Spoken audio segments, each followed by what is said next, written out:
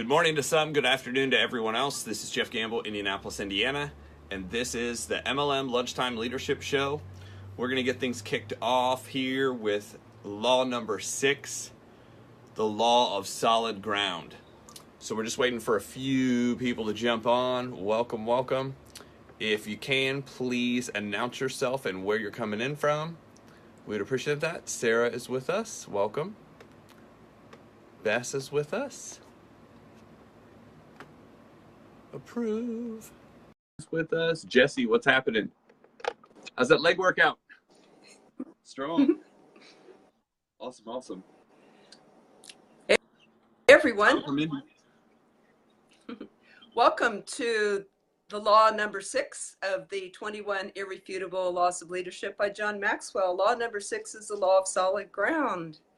I am Bess McCarty of the MLM Millionaire Club School for Network Marketers, and this is Jeffrey David Gamble of my Leadership Network Certified John Maxwell Trainer. So we are partnering to bring you these generic lunchtime trainings. Learn to lead. Learn to lead. Why? Because you won't have a business otherwise. You look behind you, nobody's there. Yeah. So that's why we're here. That's why you're here. Real important. Our purpose is to raise the bar of professionalism in network marketing and help you to do this. Our purpose is to help people grow, to empower and equip and educate entrepreneurs and create independent servant leaders. If you're watching the replay, please type in replay so we can thank you for that. And love to hear where you're from. There will be, we'll have questions and answers afterward. And meanwhile, while you are listening, I would love if you type in your favorite leadership quote that we could maybe read and share with people afterward. So Jeff, what is this about today? Okay, so we'll get right into it. The law of solid ground. Building trust requires competence, connection, and character. So law number 6, the law of solid ground, talks about trust is the foundation of all leadership. So he goes on to tell a story, John Maxwell does, in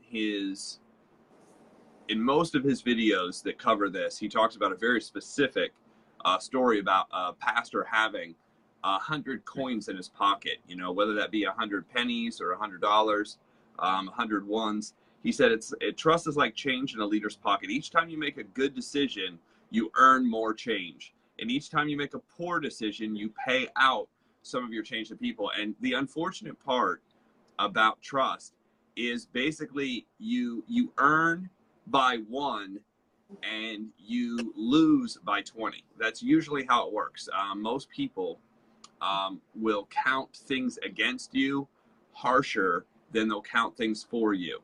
So that's why it takes years for most people to build trust with a large group of people. That's why it takes time for people to trust you inside of your direct sales company, inside of your MLM. There's so many fly-by-night, one-hit wonders out there. They want to see that you're committed, and it takes time to build that trust for people to follow you. It takes time to build that trust to know that what you're doing works. So living the law of solid ground, it says we build trust by consistently exemplifying competence, connection, and character. Character makes trust possible, and trust makes leadership possible. So if you think about that, competence, you know what you're doing.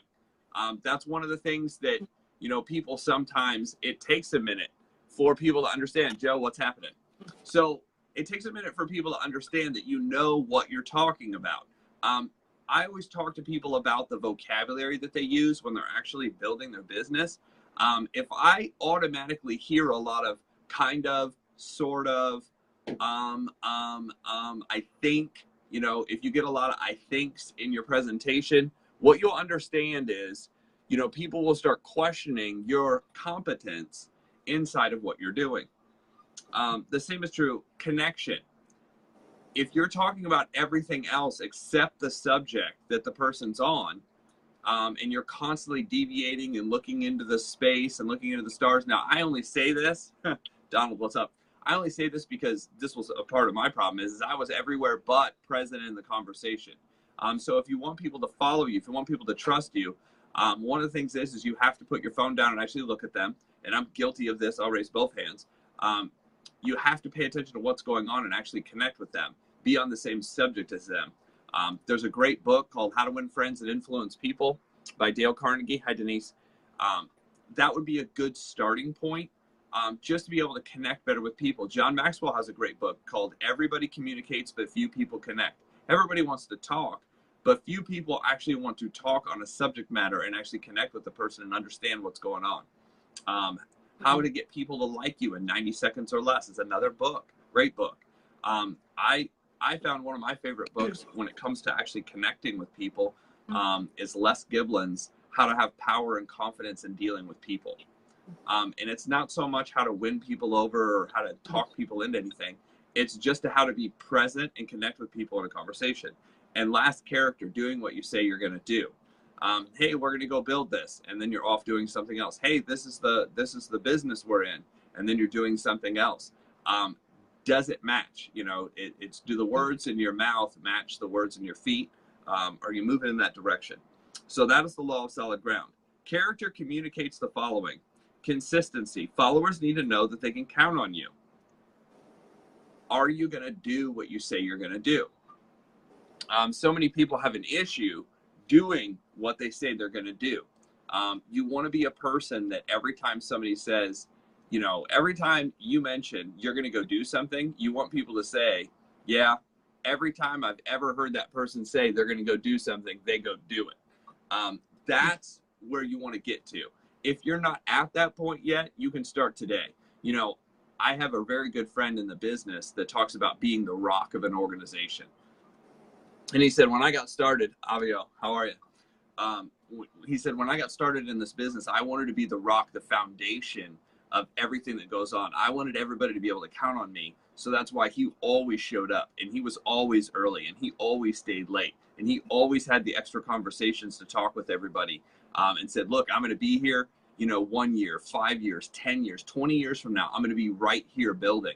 And funny enough, I just, you know, was looking online and looking at his event, and here he is a decade later. You know, I met him 10 years ago, and here he is a decade later, still building. The building's bigger, the team's bigger, the money's more than it was before, but he's right where he was when I met him. That's something you guys can count on. And that's really what you want to be for your organization, is that kind of consistent, always there. Potential. So the second thing is potential. You can never go beyond the limit of your character for very long. Meaning, if you say you're going to do one thing and you go do another, eventually people start adding up the scorecard. And the scorecard is are you doing what you say you're going to do? Respect is third. This is putting what's best for the organization ahead of your personal gain and admitting when you made a mistake. So in network marketing, in doing stuff, this is, you know, this is everything. Putting what's best for your organization ahead of everything else. You know, doing the right things, being able to keep the bad things away. Being able to keep the bad things away is a full-time job. Being able to instill the right things is a whole nother thing. And being just out in front, constantly doing what we say we're going to do, constantly contacting, constantly inviting, constantly presenting. Who is the newest person you brought onto the team? What have you been working on? How are you refining your skill? What are you doing? Earn trust. It says earn trust with your client in the notes here, but it's actually earn trust with the people who aren't in your business and earn trust with the people who are in your business. You know, which one is more important? I found it's harder to go get a new one than it is to keep the ones we have. So, you know, you have to kind of work on both. You know, somebody's like, well, which one's more important? I'm like, both. You know, it's a consistent thing to bring new people in, but then it's a consistent thing to stay in touch with the people who are already in. Listen for the following. My team seems to hold back, or I have a difficulty rallying the troops. Here's what I hear in network marketing. I just can't get my people to do anything. And I'm like, okay, well, let's take out your scorecard. No, we don't want to look at my scorecard. My people won't do anything. But it's a monkey see, monkey do business. You know, what are you doing? What are they seeing you do? You know, I heard that a long time ago. So you have to be doing what you want them to do. And I said, you know, I wanted to be a top recruiter so that way I can attract top recruiters. So I went out and started becoming a top recruiter. Guess what happened? People who wanted to also be a recruiter came and found me and said, how do I become a top recruiter? How do I do what you're doing? And they started learning it. And what I found is the farther that I've climbed, meaning the more people I've recruited, the more people are willing to follow and know that when I'm recruiting, that they're like, you obviously can do this. You've done it multiple times. You've done it in multiple companies. You've done it in multiple industries. You know, I haven't just done it in network marketing. I've been able to do it inside of real estate. I've been able to do it inside of the massage business. So it's something that you learn how to do, that people start trusting. They know what's going on, and they come to you. So leading others to the law of solid ground. Ask yourself these questions. In your current position, what are some of the most important things that you can build trust with people? What might happen if you stop doing them? I'll tell you what's going to happen. Your group's going to find someone who does do them. And what are the costs? It says, John mentions that leaders can earn relational change, or they can have it given away. So that's why I talk about when you're out building trust with people and you say, I'm going to do this, it's like they're waiting back. They see you do it and they're like, okay, we'll give you 1 penny for that activity. You know, but if you do something wrong, if you say you're going to do it and you don't do it, they're like, we'll take 25 pennies back. I mean, some people will take 2. Some people will take 25. Some people will take the whole $1 if you have $1. The reason being is trust is not usually given freely. It costs something. And what it costs is in their mental mind, in most people's mental mind, trust counts as change. Some people count it big. Some people count it small. They're typically, you give it away slowly and you get it back. Or I'm sorry, it's given away quickly, meaning, you know, if you screw up, they're going to take a lot, but if you do the right things, it's going to come in slowly. So I always say you have to give at a ratio of 80-20. Give at 80%, receive back at 20%. Sometimes it seems like, you know, 99-1. That also happens. It's just how it works. So you have to just keep doing it. I'm here. Oh, hey, Dakota, how are you? So that's the law of solid ground. Trust means everything. If you say you're going to do it, you have to do it. The change you have, you want to keep basically building change. And that's why people, he tells a great story of an amazing guy out on the West Coast, wrote a great book called The Purpose-Driven Life. And he's a pastor at a church. And he said, you know, he spent years trying to build, and they were trying to find land, and years and years and years of doing what he said he was going to do. In this one particular case, you know, they tried to move, and it was like 54 different locations in a period of like, you know, 10 years. I mean, it was like five different locations all the time. And eventually he lost $100,000 of their money by putting money down on land that didn't come through. And somebody else, you know, upped the bid and bought him out. And it's unfortunate, but that's what happened. And it said, you know, people kind of looked around and he said, you know, the good news is, the bad news is we've lost $100 grand. The good news is, you know, we're starting over right now and we're gonna find a spot. And he said, people are like, $100 grand. Okay. You know, and they kind of moved on. You know, this gentleman was able to lose $100,000, but had so much trust and so much faith that people had in him that he was going to figure it out, that he was able to lose $100 grand and it was still okay. Now, my question is if you lost $100,000 of anybody's money, how much of they trusted you after that? I mean, that's a tough one. But if you've done the right thing for years, people will still have that faith, still have that trust in you, regardless almost of the amount, because they know you're on the right track and you'll figure it out. So with that, I want to turn this over to Bess and get her insights on the law of solid ground and trust. Cool. And also, thank you, Jeff. I've learned so much right then. Also want to say hey to Dawn, John, Tom, Joyce, Julie, Thomas, Jesse, Sarah, Donald, Denise, Julio, Dakota, and Candace. Thank you all for being here. It's our group energy that we learn a lot from each other. And Jeff, to me, has been an example of what we're talking about. He's always done what he said he was going to do. I totally trust Jeff and grateful to be able to work together. And I think that the people that he knows feels the same way. They say, yeah, Jeff, okay, whatever. If you're a friend, they tell me, if you're a friend of Jeff's, you're a friend of mine. So that's pretty sweet, huh? Thank you all for the likes and loves here. If you're watching the replay, please type that in, and we would like to hear where you're from. Now, if you got value from this so far, please hit share, because we want to reach as many people as we can. Let's see, some of the things I just learned was the scorecard. I never thought about that, but I think there is an invisible scorecard going on for all of us, right? So we're either adding to our character score or detracting from it. So I say that I could summarize this one up as being about character today, and how do we define that? And admitting when we make mistakes. So that creates trust, isn't it? That we don't need to be perfect, but if we make a mistake due to our ability, that's better or more forgivable than making a mistake due to our character.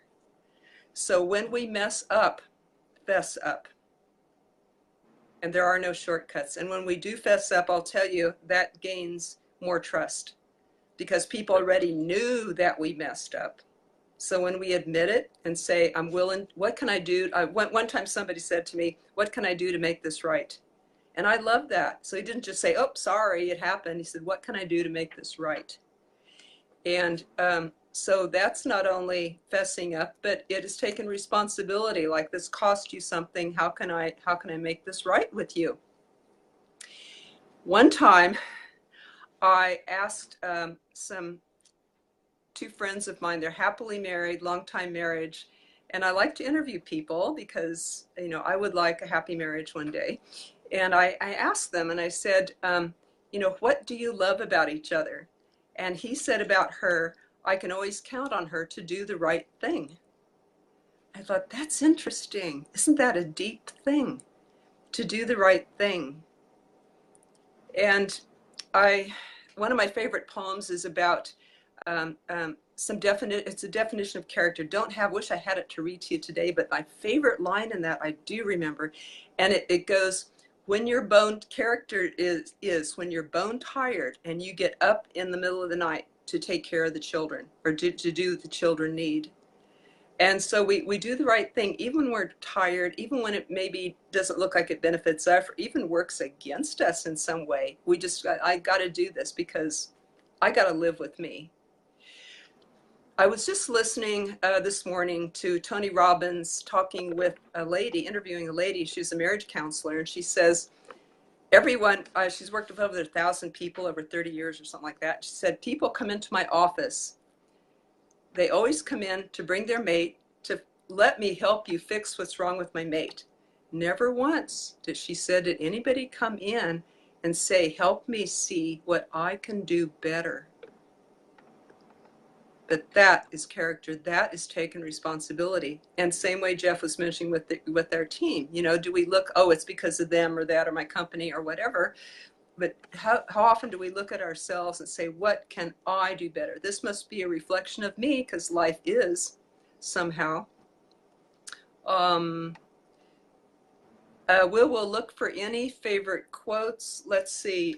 Sarah Peterson mentioned The Big Leap by Gay Hendricks. I think that you're recommending that. Love to hear if you guys have a favorite quote. And Jeff, what else? I was looking up some quotes online, and it says to be trusted is a greater compliment to be loved. Because being loved, you can do it from a distance, but trusted, that is difficult. So we'd love to hear, you know, your favorite quotes. Necessarily, you know, trust would be a good one, because that's what this particular subject is about, the law of solid ground. But quotes in general, those are good. Start with Proverbs. Okay.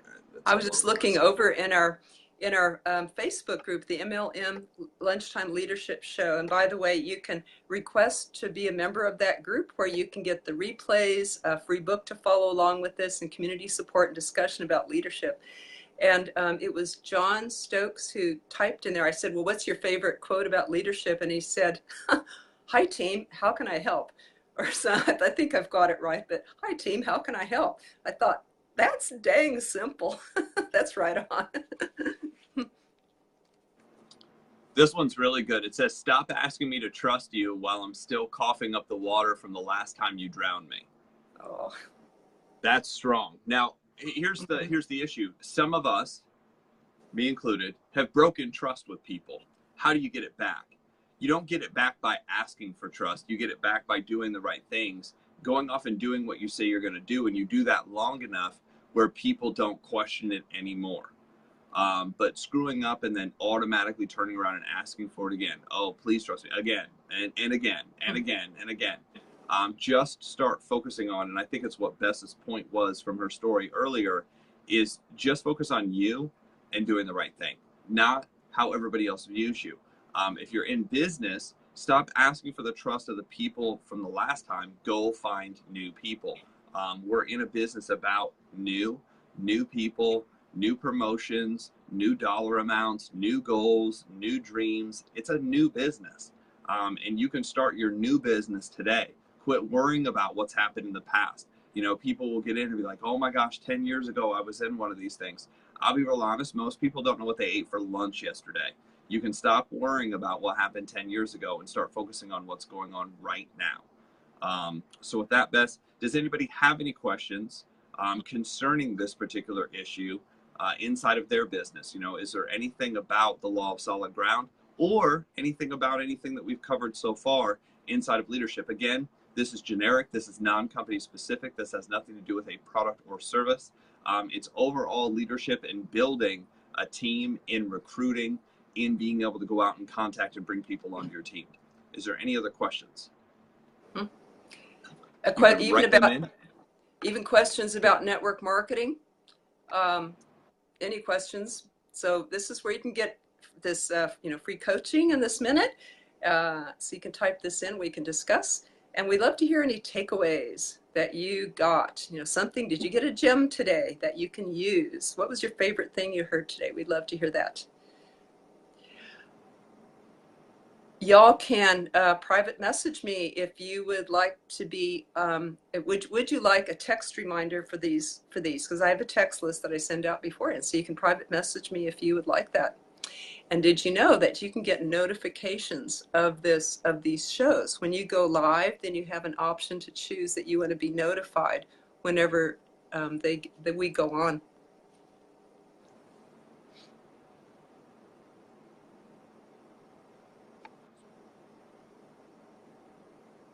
Yep, agreed, Lucy.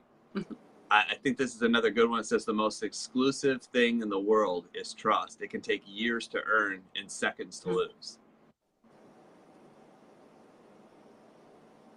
Welcome from Lafayette, Indiana. Awesome. Ooh. Experience, yep. And Julie says the Bible. Yep. And whatever your spiritual orientation is, that is actually the core of all of my personal growth, is my spiritual growth. And so I spend time every morning doing that, and everything else seems to align and fall into place when I put the spiritual first. Includes service, of course. And, you know, we're all humans, so let's just give ourselves a little leeway, learn to grow. This life is for learning and making mistakes. So if you're making mistakes, you're in the right place. You're right on target. You're right on the track of growth. Trust is the foundation of business and is my biggest takeaway. Trust. Awesome. Think about who you trust. What qualities do they have that you can take and make your own? What qualities do they have that you trust them? How can you? Here's another good one. Mm-hmm. This was, wow. There are two reasons why we don't trust people. We don't know them, or we do know them. I was like, oh, that's good. That's right. So when people get to know you, which way are they going to go? Yeah.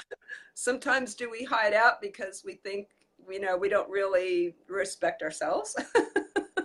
Okay, so Lucy has a question here. It says, how do you help people overcome the past experience? How do you help somebody overcome their past experience? Well, that's a huge one. That's what we all want to know. If it's negative, if it's positive, use it, build on it, celebrate it. If it's negative, if it's from you, forgive yourself. If it's from somebody else, forgive them. The best way I know to forgive is when I realize that I'm human too, and I got the same darn faults as anybody else. So having compassion for myself and other people, that just like I was saying, we are here to grow. So we're expected to make mistakes. That's part of the program. Now, if we have something to, oh, that's still dogging us, like it's still, we have a negative experience with somebody, so we say, well, that person, what drowned me.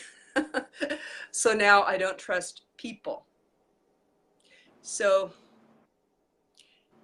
begin to take baby steps. If you want to begin to trust people or be trustworthy or be different yourself, begin to take baby steps in that direction.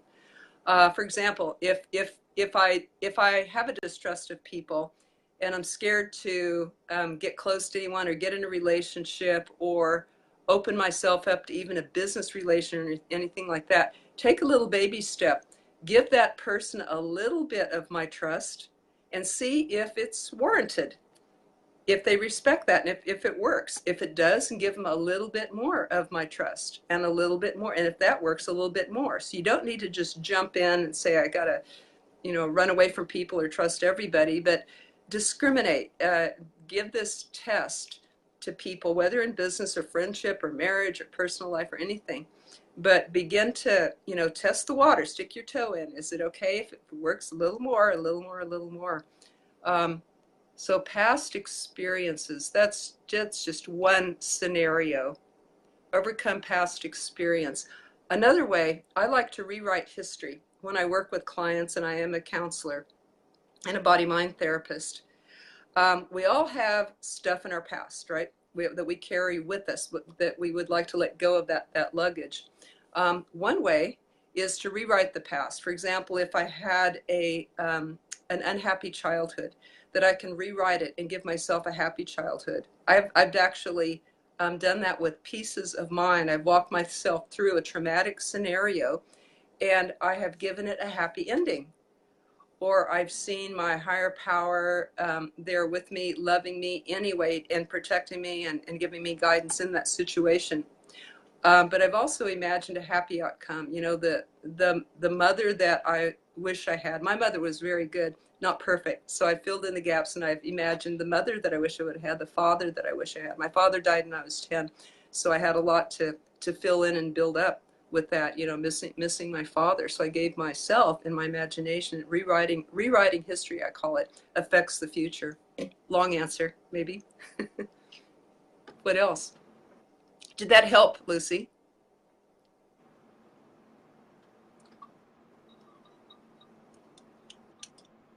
So if you change your thoughts, your world will change. That's Donald. That's good. Mistakes from the past help you learn. And Lucy has a smile. So anything else before we wrap up today's lesson? The law of solid ground. Does anybody have anything else? Any insights? Any takeaways? Again, like, share, comment, send this to somebody who needs it. Again, we will put this information on the MLM Lunchtime Leadership Show. That is a group page. It's an open group page. Anybody can request to join that. Lucy, sorry, just because you popped up. Yes, thank you. Bess is actually making a list of people to send a reminder to jump on these, so that way you can get on them and not miss them. And again, we are recording them, so they will be located on the MLM Lunchtime Leadership Show page for your ability to go back if you want to grab these lessons and kind of go through them again, or if you missed part of it. So with that, Bess, any closing thoughts before we wrap up? Keep the discussion going over there on this thread or other threads. So leap in. We want to hear from you. Give us your input. We want to hear what your thoughts and feelings and needs are over there. Weigh in with us. Awesome. So with that, guys, we're going to go ahead and wrap it up. Appreciate everybody for jumping on, and we'll see you tomorrow. Law number 7, the law of respect. Thanks, guys. Thanks.